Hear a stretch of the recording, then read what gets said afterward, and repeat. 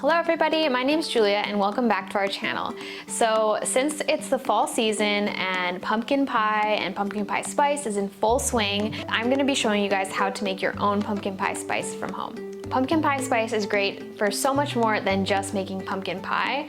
It's really great for anything pumpkin related, but anything baking, so cookies, muffins, pumpkin waffles and pancakes. It's great when you sprinkle a tiny bit on top of your coffee. There's so many other uses than just putting it in a pie. So pumpkin pie spice is so easy to make, and most of you guys probably already have all the ingredients right in your pantry.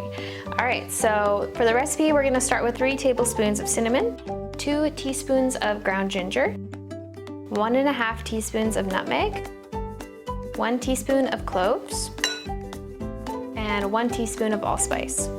All right, and we're just gonna whisk this together. So as you can see, my mixture is a little bit clumpy, so I'm just gonna sift it together.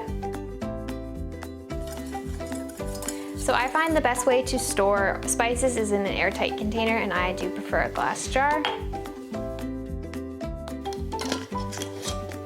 And there you have it, homemade pumpkin pie spice.